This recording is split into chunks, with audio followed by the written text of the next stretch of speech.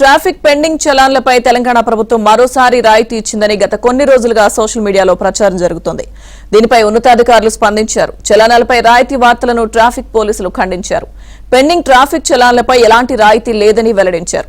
తప్పుడు ప్రచారం నమ్మొద్దని ట్రాఫిక్ అదనపు సిపి విశ్వప్రసాద్ విజ్ఞప్తి చేశారు. అటువంటి విధానం అమల్లోకి వస్తే ముందుగానే ప్రకటిస్తామన్నారు. తప్పుడు ప్రచారాలు చేసిన వారిపై కఠిన చర్యలు తప్పవని ఆయన హెచ్చరించారు. అధికారిక వెబ్సైట్లోని సమాచారాన్ని మాత్రమే నమ్మాలని వాహనదారులకు సూచించారు.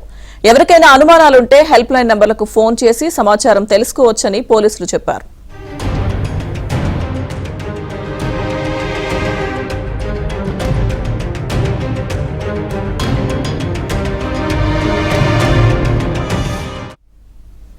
ట్రాఫిక్ చలాన్లకు సంబంధించి అసత్య ప్రచారం నమ్మొద్దంటూ పోలీసులు సూచించారు. పూర్తి సమాచారం మా ప్రతినిధి ప్రవీణ్ అందిస్తారు.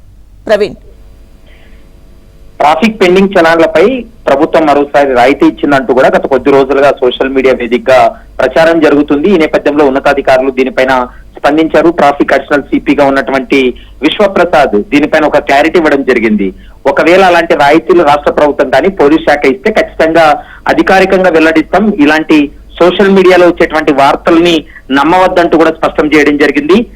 ఇప్పటికే ఏదైనా కూడా మీకు అనుమానం ఉన్నట్లయితే వెంటనే అధికారిక వెబ్సైట్ ఈ చలాన్ ts.police.gov.in వెబ్సైట్ లోకి వెళ్లి మాత్రమే చూడాలని అక్కడికి వెళ్ళిన సమయంలో ఒకవేళ రాయితీలు ఇచ్చేటువంటి సమయంలో అక్కడ ఖచ్చితంగా మెన్షన్ చేస్తాం కాబట్టి అధికారికంగా ప్రకటన చేసిన దానిపైన మాత్రమే పూర్తి స్థాయిలో నమ్మాలి తప్ప సోషల్ మీడియాలో ఏవైతే ఈ పోస్ట్ వస్తున్నాయో ఈ సోషల్ మీడియా పోస్టింగ్ మాత్రం ఎట్టి పరిస్థితుల్లో నమ్మవద్దంటూ కూడా చెప్పడం జరిగింది. ఇలా ఎవరైనా కూడా నిబంధనలు ఉల్లంఘించి ఈ విధంగా సోషల్ మీడియాలో వైరల్ చేస్తే వారిపై కఠినంగా వ్యవహరిస్తామంటూ కూడా స్పష్టం చేయడం జరిగింది. ఇక ఏదైనా కూడా అనుమానం ఉన్నట్లయితే వెంటనే హెల్ప్ లైన్ నెంబర్లకు ఫోన్ చేయాలని కూడా 2 హెల్ప్ లైన్ నెంబర్లు కూడా ఇవ్వడం జరిగింది. 04027852772 27852721 ఫోన్ చేసి సమాచారాన్ని తెలుసుకోవచ్చు అంటూ కూడా అడిషనల్ సిపి విశ్వప్రసాద్ కూడా తెలిపినటువంటి పరిస్థితి కనపడుతుంది.